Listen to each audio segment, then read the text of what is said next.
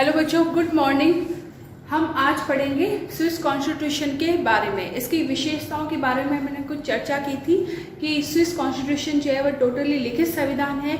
संविधान का जो है डेवलपमेंट दो बार हुआ है। एक तो हुआ है 1848 के अंदर, 1848 के अंदर स्विस कॉन्स्टिट्यूशन पहली बार बना, फिर उसमें वापस चेंजेस हुए और नए संविधान का गठन जो है वह 1998 को हुआ। और इस संविधान ने जो है वह कार्य करना शुरू किया 1 जनवरी जो है वह 2000 को। 1 जनवरी 2000 को इस संविधान ने जो है वह कार्य करना शुरू किया। लेकिन आपकी बुक में जो है वह एक डेट और मिलेगी 1999, ठीक है। तो यह डेट भी सही है। इस दिन जो है वह संविधान जो है वह लागू हुआ, लेकिन संविधान ने कार्य करना जो है वह 1 जनवरी 2000 से शुरू किया। तो ये दोनों डेट सही है, इसमें आप कंफ्यूज मत होना। तो स्विस संविधान का जो डेवलपमेंट एक बार तो हुआ 1848 को। उस वक्त आर्टिकलों की संख्या थी 123 और पार्ट थे 3, ठीक है। उसके बाद में 1998 के अंदर दूसरा संविधान जो है वो डेवलप हुआ। उसके अंदर आर्टिकलों की संख्या बढ़ाई गई 195 और संविधान के पार्ट हुए 5। मैंने आपको बताया था कि जो स्विट्जरलैंड है, स्विट्जरलैंड में अनेक देशों के लोग जो है वह निवास करते हैं। स्विट्जरलैंड के अंदर जो है वह 70% जर्मन लोग निवास करते हैं, 20% जो है वह फ्रेंच लोग निवास करते हैं, 10% जो है वह रोमन, इवन जो है वह कैथोलिक धर्म को मानने वाले लोग निवास करते हैं, प्रोटेस्टेंट धर्म को मानने वाले लोग निवास करते हैं। तो सभी जातियों के लोग जो है वह स्विट्जरलैंड के अंदर निवास करते हैं। अगर हम बोले तो विश्व का सबसे प्राचीनतम रिपब्लिक कहाँ पर है? स्विट्जरलैंड के अंदर है। स्विट्जरलैंड को एक तरह से जो है वह सांस्कृतिक संघ की संज्ञा दी गई है, कल्चर यूनियन की संज्ञा स्विट्जरलैंड को दी गई है। और सभी धर्मों के लोग होते हुए भी वो केवल जो है वह राष्ट्रीयता में बिलीव रखते हैं, नेशनलिटी में विश्वास जो है वह रखते हैं, ठीक है। अब हम आज पढ़ेंगे स्विट्जरलैंड के कॉन्स्टिट्यूशन की विशेषताओं में सबसे पहले मल्टीपल एग्जीक्यूटिव, यानी कि बहुल कार्यपालिका, जिसको हम प्लूरल एग्जीक्यूटिव भी बोल सकते हैं या फेडरल एग्जीक्यूटिव भी इसको बोला जा सकता है। जैसे भारत है, अमेरिका है, इनमें जो है वह एकल कार्यपालिका का सिद्धांत प्रचलित है, यानी कि एकल कार्यपालिका के प्रोसेस को फॉलो किया जाता है। संघ की कार्यपालिका का अध्यक्ष कौन होता है बेटा? राष्ट्रपति होता है। राष्ट्रपति जो है वह एग्जीक्यूटिव डिपार्टमेंट का हेड होता है। सारे कार्य जो होते हैं वह राष्ट्रपति की देखभाल में किए जाते हैं, यानी कि एक तरह से जो है वह उसका जो कार्यपालिका का नेतृत्व कौन संभालता है, लीडरशिप कौन संभालता है? राष्ट्रपति संभालता है। क्लियर यहाँ तक? लेकिन स्विट्जरलैंड के अंदर बहुल कार्यपालिका के सिस्टम को फॉलो किया गया है। अब यह है कि बहुल कार्यपालिका है क्या? तो स्विट्जरलैंड के कॉन्स्टिट्यूशन के आर्टिकल 175 के अकॉर्डिंग संघ की कार्यपालिका के अंदर 7 मेंबर होंगे, यानी कि जो स्विट्जरलैंड की जो गवर्नमेंट है, फेडरल गवर्नमेंट, उसमें जो है वह 7 मेंबर होते हैं। इन 7 मेंबर का कार्यकाल कितना होता है, यानी कि इस पूरी कमेटी का कार्यकाल कितना होता है? 4 वर्ष का होता है, केवल 4 वर्ष का होता है। और इस कमेटी के जो हेड को राष्ट्रपति कहा जाता है। जो इस कमेटी का अध्यक्ष होता है उसे राष्ट्रपति कहा जाता है। और हर कैंडिडेट की स्थिति या हर मेंबर की स्थिति जो है वह इक्वल होती है।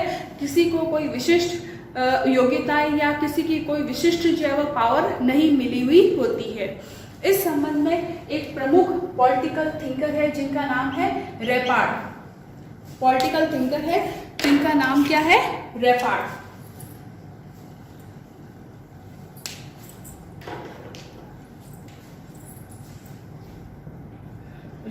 रेपार्ड ने कहा है कि राष्ट्रपति का पद जो है वह प्रभावहीन है, उसका कोई राष्ट्रीय महत्व नहीं है, क्योंकि 7 मेंबर को जो है वह इक्वल पोजीशन मिली हुई होती है, ठीक है। अगर मान लो जो है वह पार्लियामेंट है, वहाँ की स्विस पार्लियामेंट है, वो अगर भंग हो जाती है, डिमोलिश हो जाती है, तो उस समय जो है वह स्विट्जरलैंड के जो पार्लियामेंट के दोनों सदन जो होते हैं वह संयुक्त बैठक करते हैं। संयुक्त बैठक करके फिर बाद में जो है वह इस कमेटी के 7 मेंबर का चुनाव जो है वह करते हैं, उनको निर्वाचित करते हैं। यदि संसद भंग हो जाए तो क्लियर। फिर बाद में ये सातों मेंबर जो होते हैं वह संसद की कार्यवाही में भी भाग लेते हैं, यानी कि जो वहाँ की जो पार्लियामेंट है उनके हर अधिवेशन में, उनके हर सेशन में जो है वो ये भाग लेते हैं। लेकिन वहाँ की जो संसद का जो लोअर हाउस है, जैसे अपने यहाँ लोकसभा होती है, तो वो सरकार को हटा सकती है प्रस्ताव पारित करके। लेकिन स्विट्जरलैंड में ऐसा संसद के सदन जो है वह नहीं कर सकते हैं। तो एक तरह से स्विट्जरलैंड के अंदर बहुल कार्यपालिका है। बहुल कार्यपालिका की 7 मेंबर होते हैं। वर्किंग टाइम 4 साल तक का होता है। इसमें से एक अध्यक्ष और एक उपाध्यक्ष होता है। जो अध्यक्ष होता है वही आपका क्या होता है, राष्ट्रपति होता है। सभी को इक्वल पोजीशन मिली हुई होती है। फिर बात हम करते हैं बाय कैमरा सिस्टम की।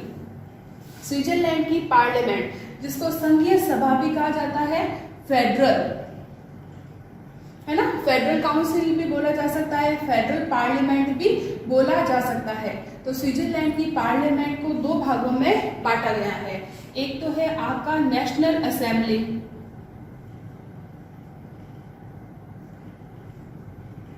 दूसरा है स्टेट असेंबली। ठीक है। जब स्विट्जरलैंड का कॉन्स्टिट्यूशन पहली बार बना, यानी कि 1848 को बना, तब पार्लियामेंट को फेडरल काउंसिल की संज्ञा दी गई, संघीय सभा की संज्ञा दी गई, और इसके 2 सदन बनाए गए, नेशनल असेंबली और स्टेट असेंबली। ये 2 सदन बनाए गए।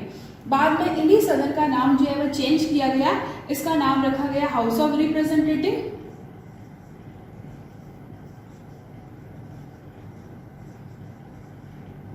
और इसका नाम रखा गया सीनेट। ये बना दूसरे कॉन्स्टिट्यूशन के द्वारा, इनके नामों के अंदर चेंजेस किया गया। नेशनल असेंबली के बेटा टोटल मेंबर होते हैं 200 होते हैं। नेशनल असेंबली की जो है सदस्यों की संख्या 200 होती है, और जो आपकी स्टेट असेंबली है उसके मेंबर होते हैं 46। अब नेशनल असेंबली यानी कि आपका क्या होता है, lower house as a Lok Sabha, और senate upper house as a Rajya Sabha. Clear यहाँ तक। अब जो 200 मेंबर का चुनाव होता है वो होता है आपका गुप्त मतदान प्रणाली के द्वारा। क्लोज वोटिंग सिस्टम का यूज किया जाता है, और हमने जो राष्ट्रपति के अंदर आनुपातिक प्रतिनिधित्व प्रणाली के आधार पर इलेक्शन होता है, वही प्रोसेस यहाँ पर फॉलो किया जाता है। तो प्रोपोर्शनल रिप्रेजेंटेशन सिस्टम के अकॉर्डिंग यहाँ के सदस्यों का चुनाव किया जाता है। क्लियर। और ये सदस्य चुने जाते हैं प्रोपोर्शनल रिप्रेजेंटेटिव सिस्टम के द्वारा। उसके बाद में है सीनेट। सीनेट के जो है टोटल मेंबर होते हैं 46, और मैंने आपको बताया था कि स्विट्जरलैंड के अंदर राज्यों को क्या कहा जाता है, कैंटन कहा जाता है। राज्यों को क्या कहा जाता है, कैंटन कहा जाता है। अब कैंटन की संख्या स्विट्जरलैंड के अंदर कितनी होती है, 20 तो है फुल कैंटन, यानी कि जिनको पूर्ण राज्य का दर्जा दिया गया है, और 6 हैं आपके अर्ध कैंटन, जिसको आधे राज्यों का दर्जा दिया गया है। तो ये 6 जो है वह आपस में मिल जाएंगे, तो टोटल कैंटन कितने हो जाएंगे, 20 + 3, यानी कि 23 जो है वह स्विट्जरलैंड में क्या होते हैं, स्टेट होते हैं। 23 जो है वह क्या होते हैं, कैंटन होते हैं। अब स्विट्जरलैंड के अंदर सीनेट के अंदर जो आपका फुल स्टेट होता है, फुल कैंटन होता है, वो तो अपने कितने प्रतिनिधि भेजेगा, 2 प्रतिनिधि भेजेगा किसके अंदर, सीनेट के अंदर। और जो आपका हाफ कैंटन है वो कितने प्रतिनिधि भेजेगा, 1 प्रतिनिधि भेजेगा। फुल स्टेट यानी कि फुल कैंटन है वो तो स्विट्जरलैंड के अंदर 2 प्रतिनिधि भेजेगा, और आपका जो है हाफ कैंटन वो सीनेट के अंदर 1 प्रतिनिधि भेजेगा। तो इस प्रकार से जो है कैंटन की संख्या कितनी हो जाएगी, सीनेट के अंदर मेंबर की संख्या कितनी हो जाएगी, 46। 46 जो है वह सीनेट के मेंबर हो जाएंगे। क्लियर यहाँ तक। अब यहाँ तक आपको क्लियर। तो स्विट्जरलैंड के अंदर बाय कैमरल सिस्टम को जो है वो फॉलो किया जाता है। फिर हम तीसरी विशेषताओं के बारे में पढ़ेंगे कि स्विट्जरलैंड के अंदर क्या है, पार्लियामेंट्री सिस्टम भी है और प्रेसिडेंशियल सिस्टम भी है ना। जैसे अपन भारत और ब्रिटेन की बात करें तो भारत और ब्रिटेन के अंदर पार्लियामेंट्री सिस्टम को फॉलो किया जाता है, और यूएसए की बात करें तो वहां पर प्रेसिडेंशियल सिस्टम को फॉलो किया जाता है, यानी कि सारी शक्तियां जो है वह राष्ट्रपति के पास होती है, रियल पावर का यूज वही करता है, और एक तरह से जो है वही रियल रियल मैन होता है जो सारी शक्तियों का यूज करता है, जबकि इंडिया में क्या होता है, पीएम और उसके कैबिनेट के द्वारा शक्तियों का प्रयोग किया जाता है। लेकिन स्विट्जरलैंड में यह इनका जो है वह मिक्सचर रूप विद्यमान है। कैसे? फिर स्विट्जरलैंड की जो गवर्नमेंट होती है उसको फेडरल गवर्नमेंट कहा जाता है, बहुल कार्यपालिका कहा जाता है, जिसके अंदर 7 मेंबर होते हैं। अब बेटा संसद के जो दोनों सदन होते हैं, स्विट्जरलैंड की संसद यानी कि जो फेडरल पार्लियामेंट के जो दोनों सदन है, हाउस ऑफ रिप्रेजेंटेटिव और सीनेट, ये दोनों सदन मिलकर, ये दोनों हाउसेस मिलकर इस मल्टीपल एग्जीक्यूटिव यानी कि बहुल कार्यपालिका फेडरल गवर्नमेंट के 7 मेंबर का चुनाव जो है वह करते हैं। और स्विट्जरलैंड के अंदर ये कहा जाता है कि जब संसद के सदस्यों का वहाँ की जनता से जो है वह डायरेक्ट संबंध होता है। एक तरह से जो है वह संसद के सदस्यों के द्वारा निर्वाचित होने का मतलब यही होता है कि उनको जनता का विश्वास जो है वह प्राप्त है, जनता का विश्वास प्राप्त है। तो संसद के दोनों सदनों के द्वारा एक कंबाइंड जॉइंट अधिवेशन होता है, संयुक्त बैठक होती है, संयुक्त अधिवेशन होता है। इस अधिवेशन में दोनों सदनों के द्वारा इन 7 मेंबर के सदस्यों का चुनाव किया जाता है। और इन 7 मेंबर का चुनाव करने के लिए योग्यताएं, एलिजिबिलिटी वही होती है जो आपकी हाउस ऑफ रिप्रेजेंटेटिव के अंदर मेंबर की होनी चाहिए, मतलब नॉर्मल योग्यताएं होती है। क्लियर? अब जब ये बहुल कार्यपालिका के 7 मेंबर जो है वह निर्वाचित हो जाते हैं तो संसद जो है, संसद का जैसे आपका ये नेशनल असेंबली है, हाउस ऑफ रिप्रेजेंटेटिव है, वो कोई प्रस्ताव पारित करके उस गवर्नमेंट को भंग नहीं कर सकता है, जैसे कि अपने यहाँ पर पार्लियामेंट्री सिस्टम में होता है। जैसे कोई भी गवर्नमेंट बनी, ठीक है, अब संसद के सदन जो है उस पर प्रस्ताव पारित करके, है ना, उसको हटा सकते हैं। लेकिन स्विट्जरलैंड के अंदर ऐसा नहीं है। एक बार गवर्नमेंट बन गई तो उसके बाद में संसद के सदस्य जो होते हैं, या अपन बोल सकते हैं नेशनल असेंबली के जो मेंबर होते हैं, वो प्रस्ताव पारित करके उस गवर्नमेंट को हटा नहीं सकते हैं।